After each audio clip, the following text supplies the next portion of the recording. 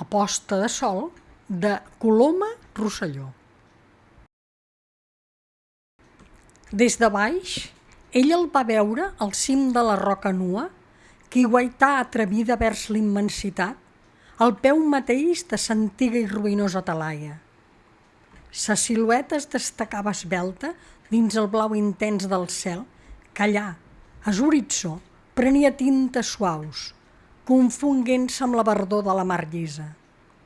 En sa intuïció femenina, pròpia de la que tant havia sofert i molt pensat, van endevinar si idea funesta que el pertorbava i li paresqué que de dins aquella testa hermosa eixien pensaments diabòlics.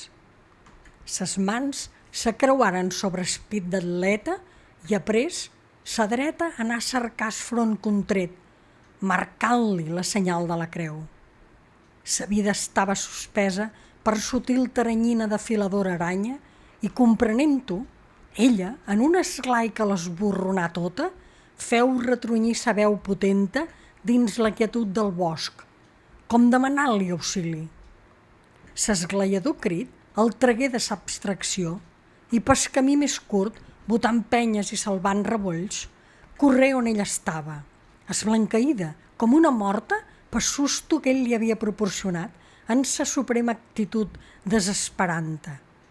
Si mai falta una dona oportuna estratagema, aquella, segurament, Déu la degué beneir. «Què ha succeït? Què passa? Per què m'has cridat?» li demanà amb panteig fatigós. Una pedra que prevenció havia tirada rodolava encara timbes avall i, sense poder reprimir un alè de satisfacció, ella va contestar-li: «Sa branca en què m'apoyava s'ha romput i per un moment m'he vist a trossos dins el barranc. Gràcies que he pogut bastar una altra més forta. Mira com tenc sa mà».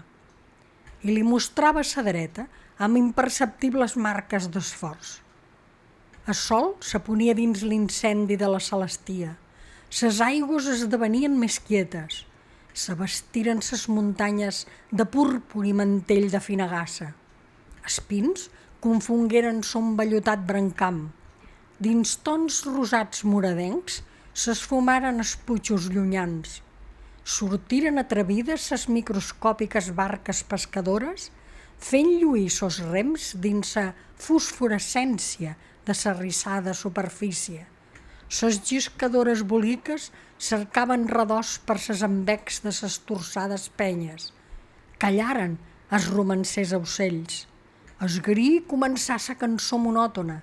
Es puput responia son fael companyó i sa vibració sillona de sa campana de s'ermita feu descobrir s'homo vençut. I junts resaren, en fervor ple d'agraïment, s'Ave Maria. De tornada, ell s'apoyava el braç damunt es d'ella, com cercant redós matern.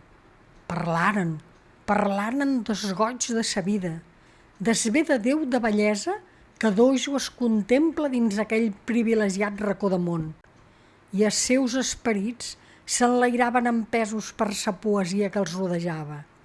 I així ella, logrant rompre el lligam que oprimia son pit, aconseguí que ell li contés ses penes, desfogant en el seu cor s'amargura que l'invadia tot.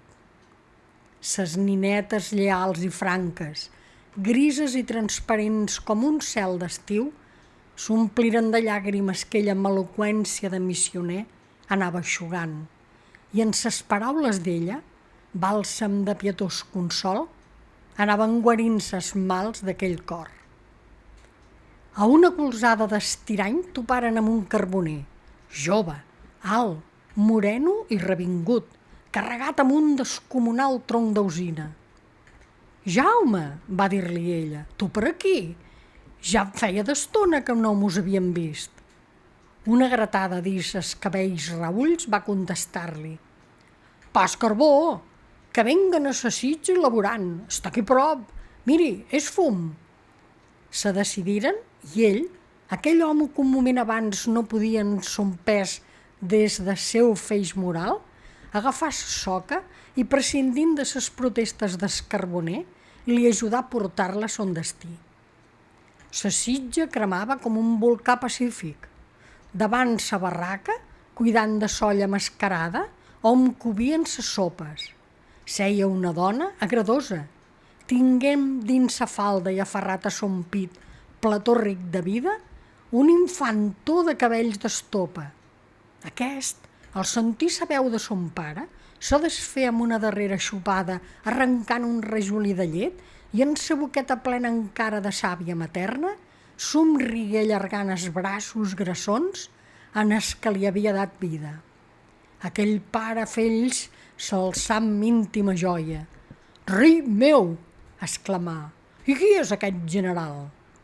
I girant-se vers la dama afegí: «No troba, senyora, que és tan guapo com sa mare?» Sa boscatana, empagueïda, baixà els ulls, mirant a son espòs tendrament, i sos llavis se contragueren emprometent-se de besades. Tot caminant, la parella comentà sa felicitat d'aquell humil matrimoni. Tornaren a agafar el tema interromput, filosofant sobre l'alegria de viure.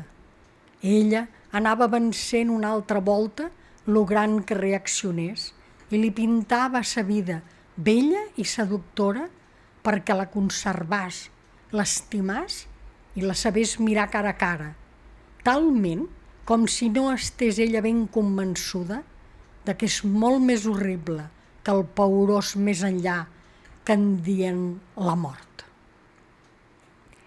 Heu escoltat A posta de sol de Coloma Rosselló.